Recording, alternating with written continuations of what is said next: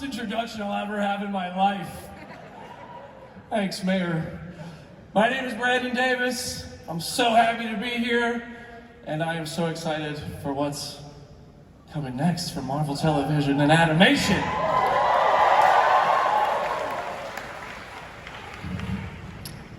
I'm not doing this by myself. Why are we even acting like that? I gotta be joined right now by the man in charge, the head of Marvel Television and animation himself, Brad Winderbaum.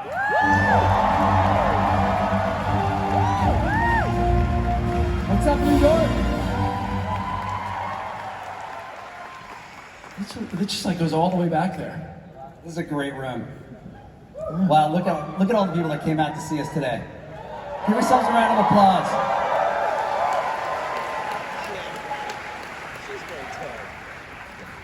Brad, thank you for having me. Thank you for having all of us at New York Comic Con to talk about the future. Thanks for coming. You're the reason we do this.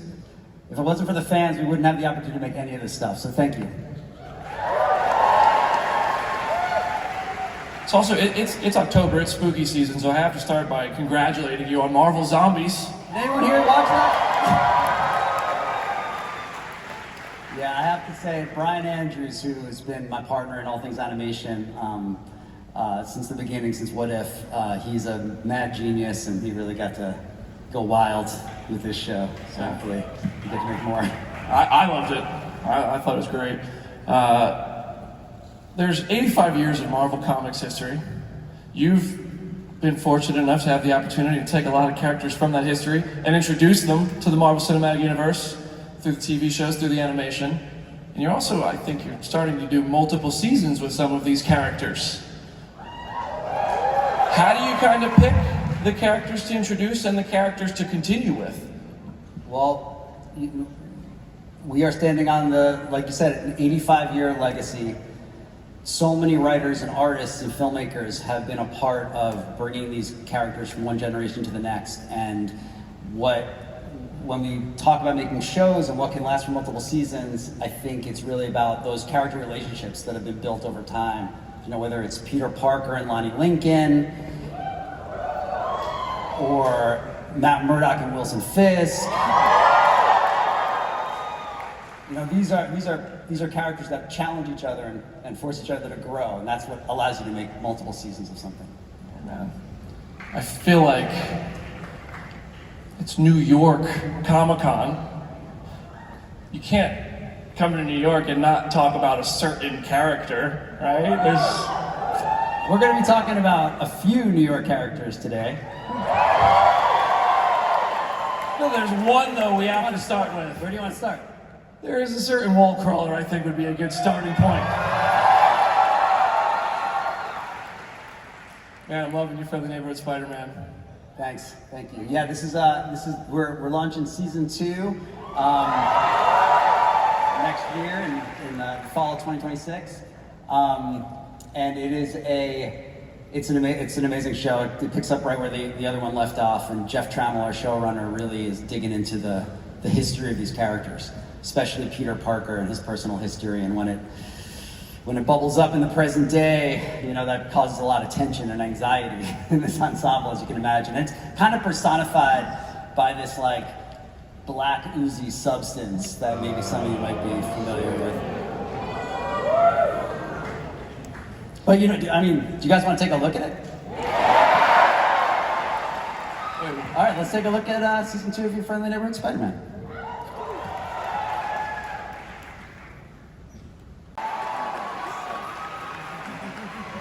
Awesome.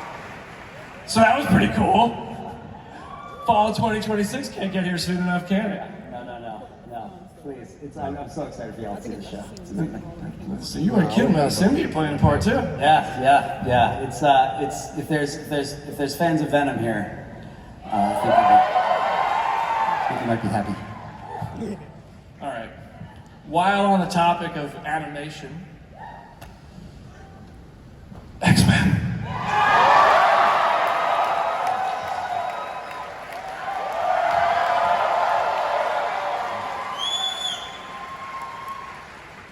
X-Men the animated series started this story 33 years ago, and you're still telling it in magnificent form.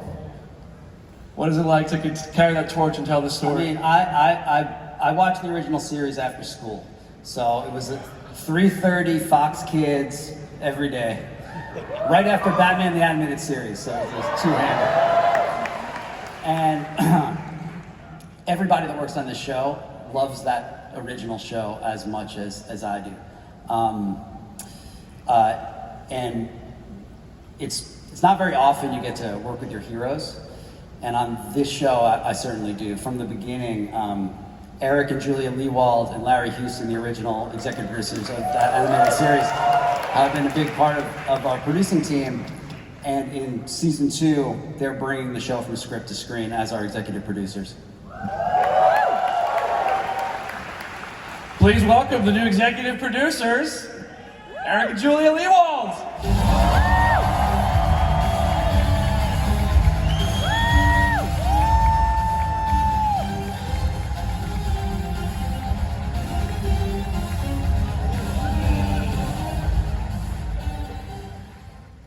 Thank you guys for being here. This is so cool. Larry wishes he was here. He's in Spain on vacation with his wife right now.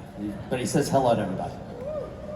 And let me say, a broken arm and a cracked hip would not keep me from New York Comic Con or X-Men 97! That is the coolest arm sling I've ever seen, by the way.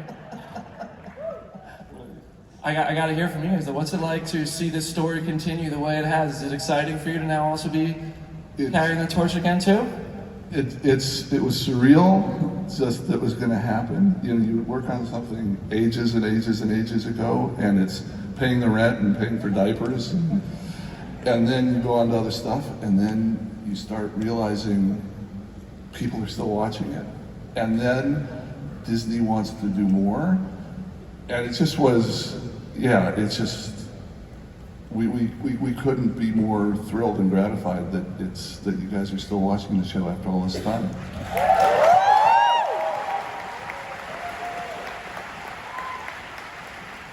Was there any stories you wanted to tell when you originally started that you didn't get a chance to, that you kind of think you might be telling now?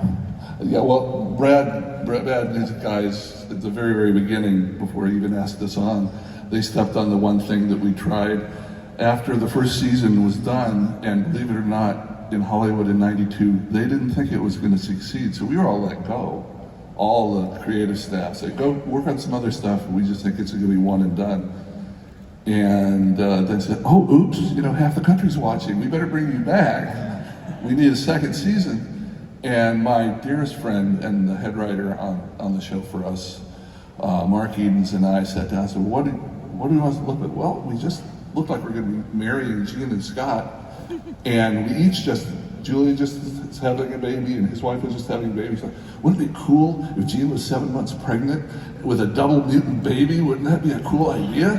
Yes. And so we started writing it up, and then we got this note from Marvel saying, cool idea, but we're working on something kind of like that ourselves. Could you kind of set that aside? And 30 years later. And 30 years later, what we wanted for season 2 is a perfect way to start X-Men 97. We don't even have to look that far into the crowd, I'm sure, to see some X-Men cosplayers, which, look at that right there. What's it like for you to come out and see the impact firsthand that this show has on the fans?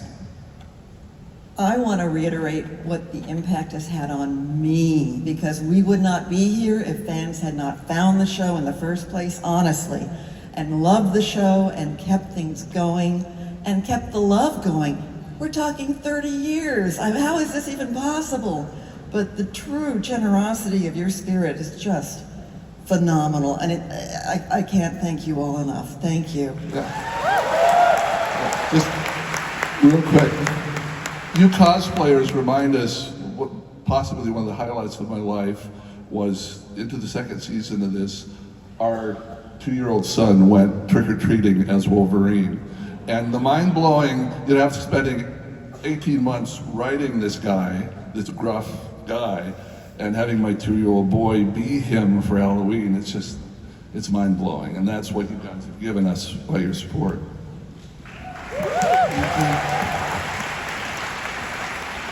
Brad, I know we're waiting for season 2.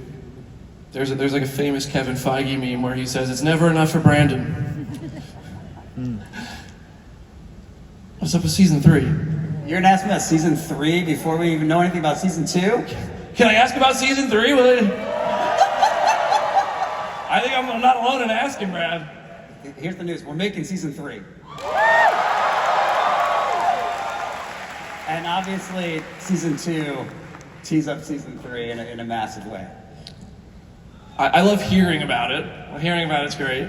Reading about it's cool. Is there anything? Would you guys like to do the honors and introduce the trailer? Absolutely. Ladies and gentlemen, fans, people of all ages. Season 2 of X-Men 97.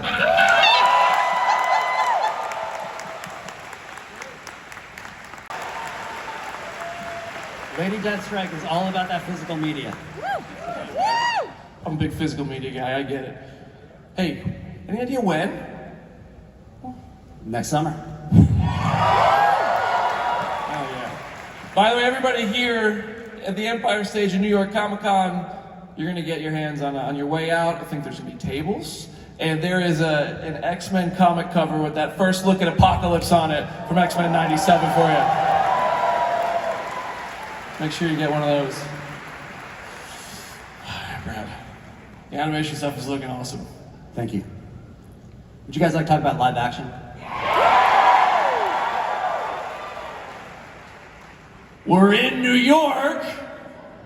Yeah, I mean, this next show it's a dream come true. I remember watching the original series as a fan, and the fact that I get to work with these actors and this cast is incredible. And it's a show about New York that we shoot in New York. We shoot at Silver Cup across the river. It's made by New Yorkers, and it's called Daredevil Born Again.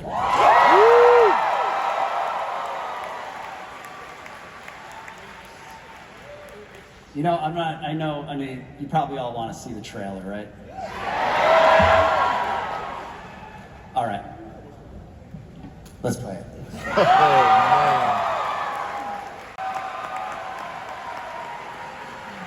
Oh, that looks good. Charlie Cox!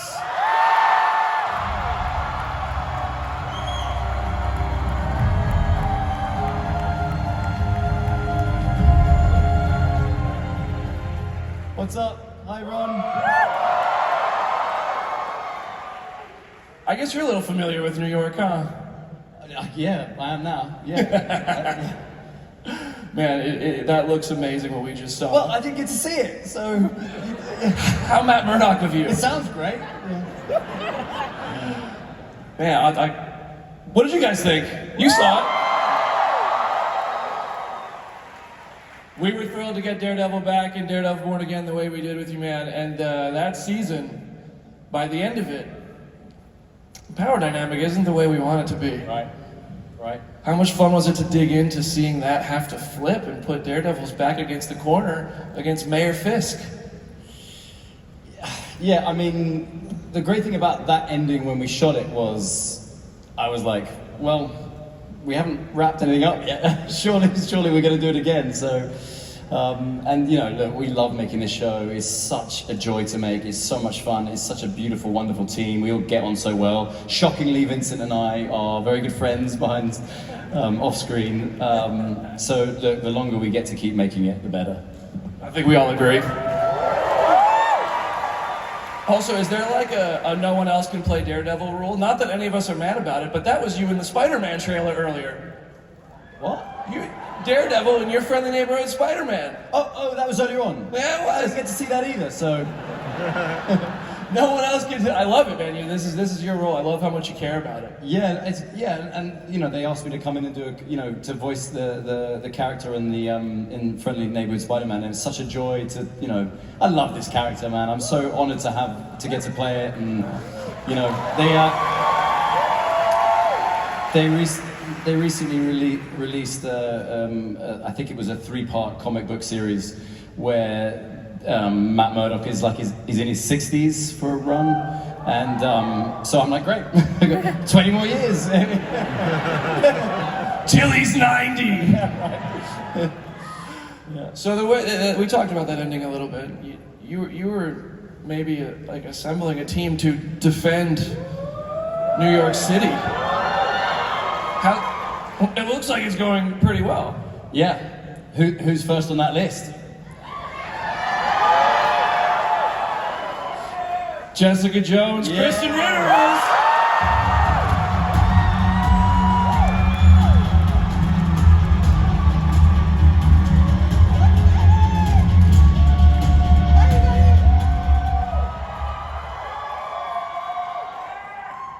We are so back. We are so back. Yeah, it's so exciting to have Kristen back and to have JJ in the show. But as soon as I read that, I was like, great. There's going to be a lot of like snarky comments about Daredevil in his ears or whatever. Oh yes, you can expect some of that. Anytime we get a chance to improvise, I'm gonna make fun of Charlie. Yeah. Matt. Matt, sorry. Yeah.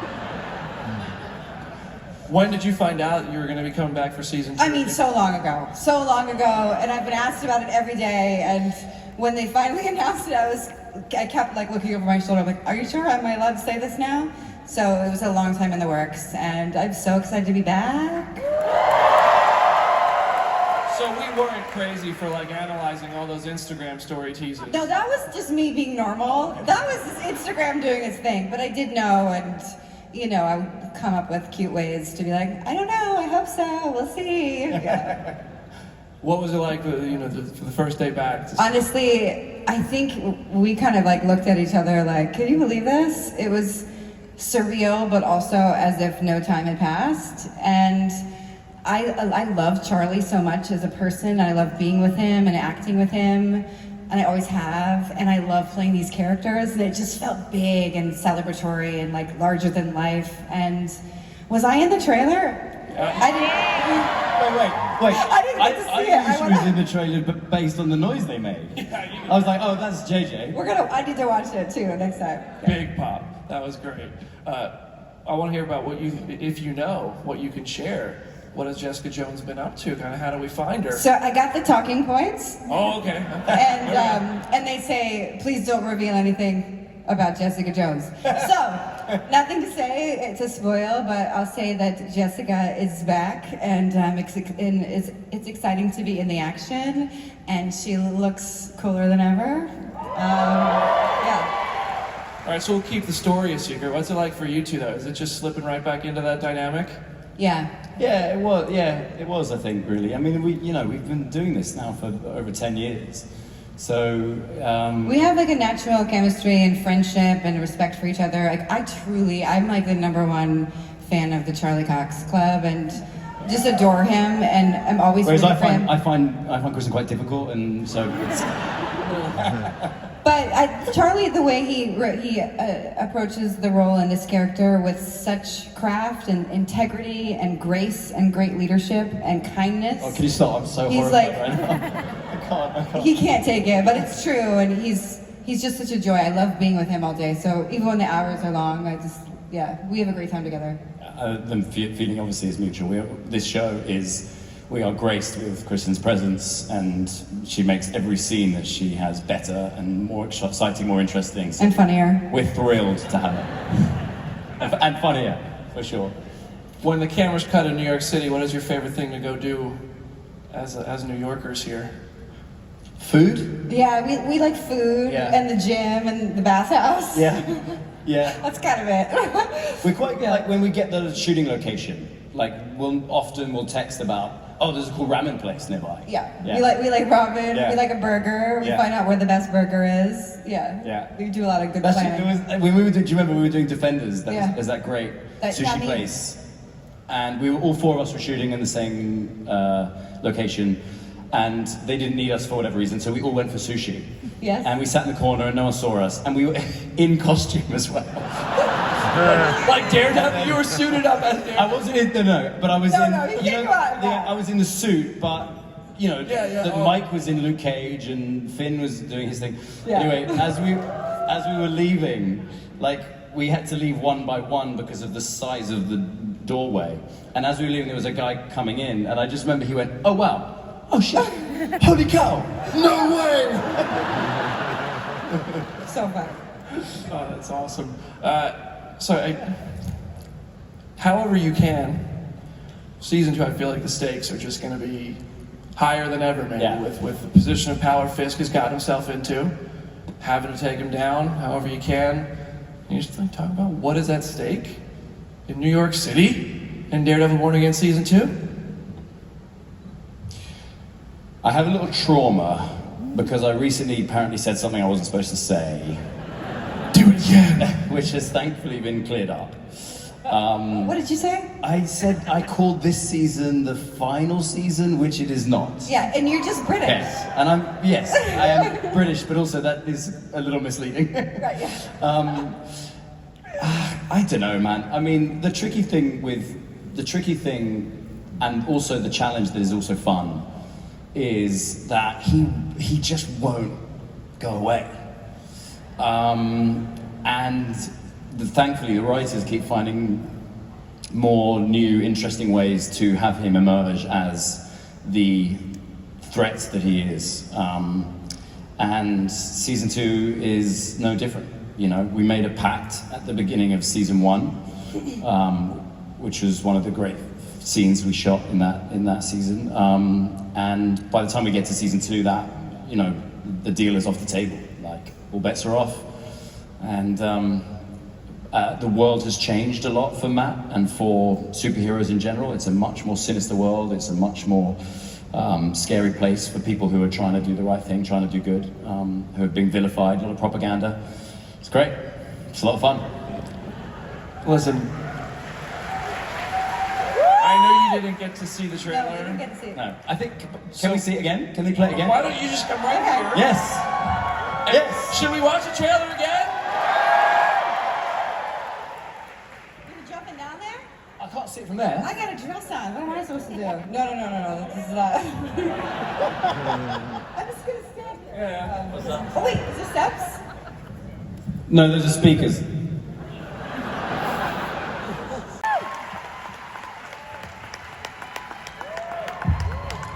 Thanks, guys. I feel like the Wilson Fisk meme after watching that, like the clapping. All right, that's been a couple of New York stories. We've done a lot of East Coasting in this presentation so far. We can also check in on what's going on the West Coast.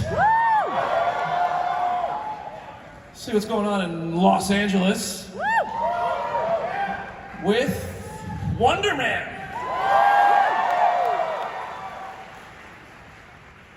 The entertainment world is stunned. Have you given any thought about casting? Ladies and gentlemen, Yahya Abdul-Mateen II and Sir Ben Kingsley!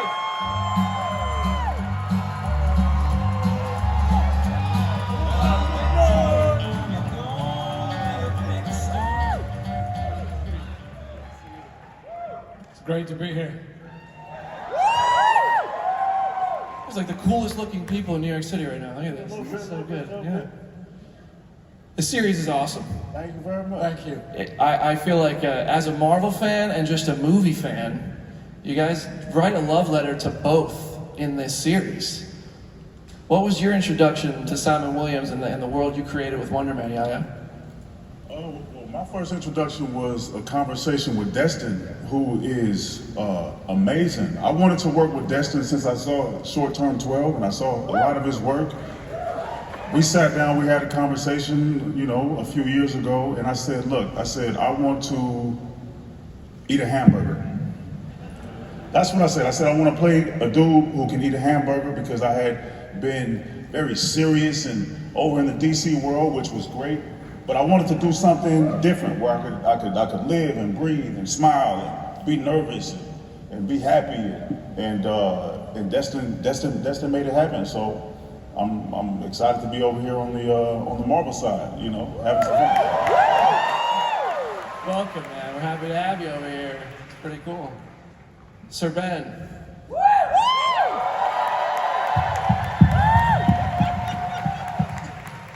insane. This is crazy. Iron Man 3. That's the one. That's the one. That's the one. Yeah. You joined the MCU in Iron Man 3. At the time, did you have any idea that it would be something that ends up continuing this far down the line? And when it does it just surprise you every time? Well, Kevin Feige came to my house and explained the duality of Trevor and the Mandarin, which to me as an actor was thrilling, as you can, of course, understand. And then I graduated from that to a wonderful short film called All Hail the King, which was, again, by Drew Pearce, written and directed by Drew, which was, again, a total surprise. And then Destin phoned my home again in England and asked me if I would consider joining a Wonder Man series. And I didn't answer the phone. Trevor Slattery answered the phone. And Destiny was laughing so much, it was a joy to listen to him. And then of course, the fourth incarnation with Dear Yaya was yes, to answer your question briefly, yes, a total surprise. But all the good things that come to actors, if we're really centered in our craft and love our craft, life's a total surprise after surprise. It's a gift that keeps on giving, as my friend Pierce Brosnan said to me one day. Yeah. And then we get to unwrap it and enjoy the gift too. Every time we watch you guys go to work. Yeah. Of course.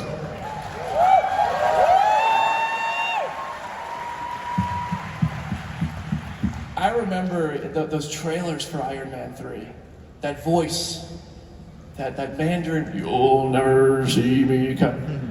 And you'll never see me coming.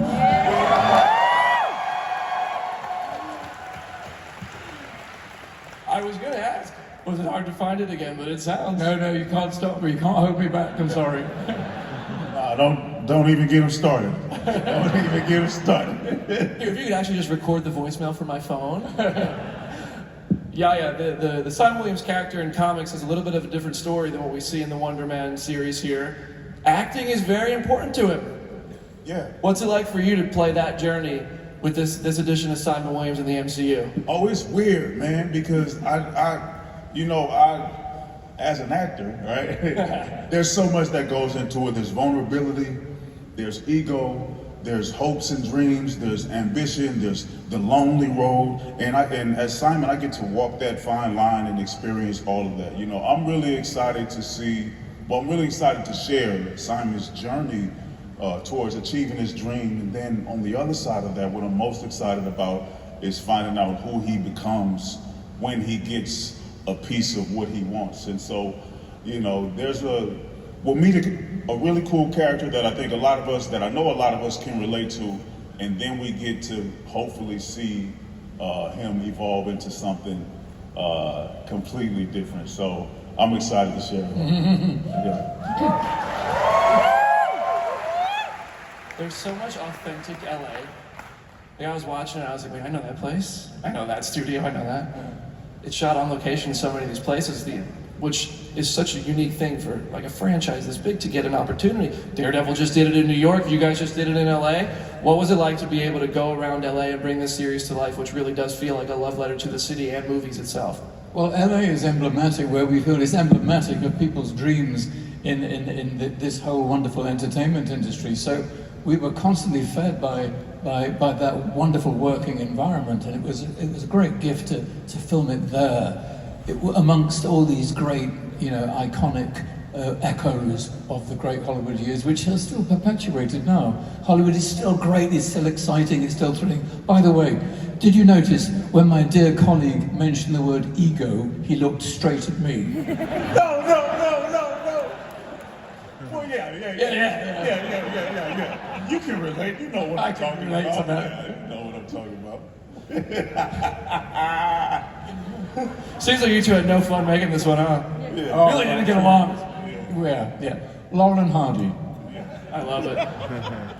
Listen, there's a bit of a rule about Comic-Con. Mm-hmm. You can't not bring something with you for all the people in the room.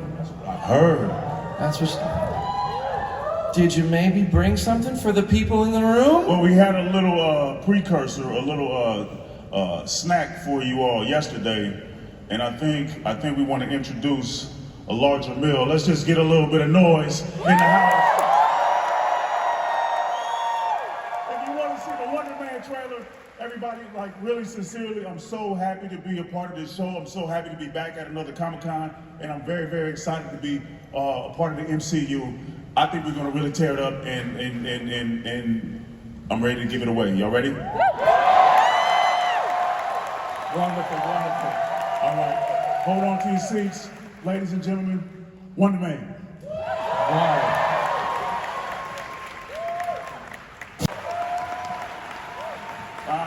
That's so cool. January 27th, Wonder Man. All right, everybody. I want to thank all of you for coming out here today. This presentation has been the thrill of a lifetime for me. Anybody who's ever seen me online or gone to phasehero.com and looked at the work I do knows this stage is where I've dreamed of being for Marvel in any way, shape, or form. It's been an absolute dream. So I want to thank everybody who came out today. Thank you guys so much. I also have to thank Brad Winderbaum, and I got to bring him back out here real quick. I see a few of you got up. Stay through the credits. You know, we couldn't come to Comic-Con without bringing one more thing, right? Has anyone in this room heard of a show we're working on called VisionQuest? No, Brad, what's that? Well, it's amazing is what it is. It's the third part of the trilogy started by Jack Schaefer in WandaVision and Agatha All Along last year. And we're so happy to have the amazing writer, director, and showrunner, Terry Matalas, bringing this to life for us. And I think he's here. Terry, are you here somewhere? There he is. Just a round of applause for Terry. He's never getting out of here. And you know, this show, it follows the story of Vision, played by Paul. You know, why am I pretending he's not here? Paul, you want to come up?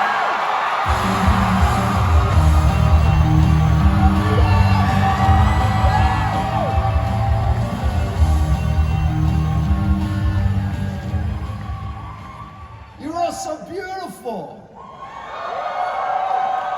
Oh my gosh, look at you. This is my hometown now. Where's Terry? Where was Terry? Can't see. Hey, Terry! Oh. What did Terry do? Tell us about Terry's work here, if you can. Well, Terry is our fearless leader and our showrunner, and honestly, the thing that keeps me coming back after, doing this for nearly 20 years is the money. I think that's probably obvious.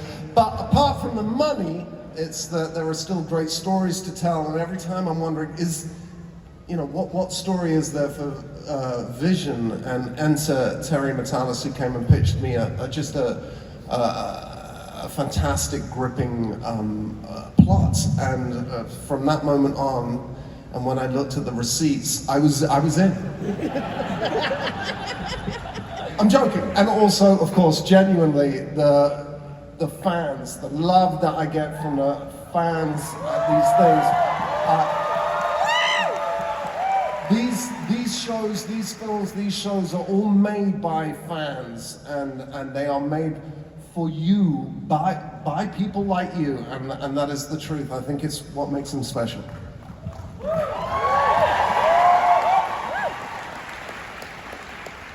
Well, it's been nearly 20 years of Vision, I think, for you. Yep. What's it like this many years into a journey to keep discovering new parts for this character, new stories?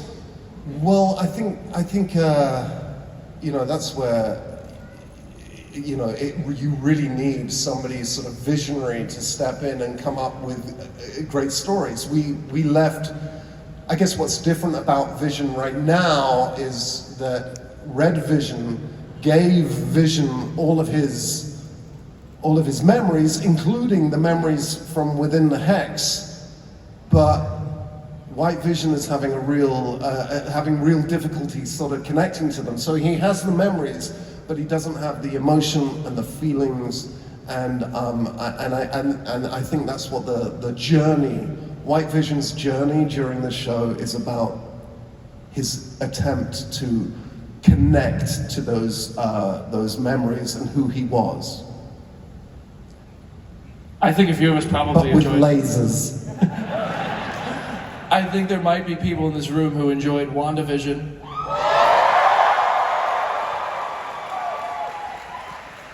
When that ended, the vision that Wanda created broke all of our hearts, and this new white vision just went out into the world. And is there any way we could maybe take a look at? I don't know about that. It's pretty early days. I mean, Well, maybe if this crowd gets loud enough. It's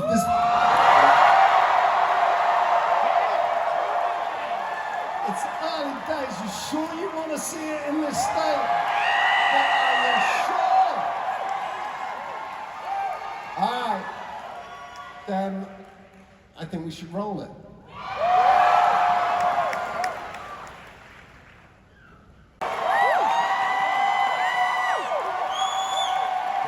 You all right with that? You all right with that? All right then. Oh, the actual James Spader. It sure is. Sure is. Flesh. Whoa! WandaVision played with genres with sitcom and all that kind of stuff. Is VisionQuest going to follow suit? I mean, the less we say, the better.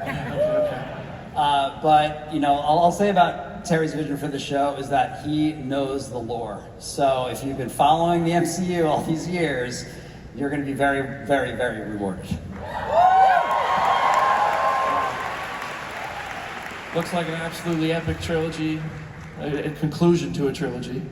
And I can't wait to see. Is there anything else you can share? And it doesn't. It comes out next year. All right.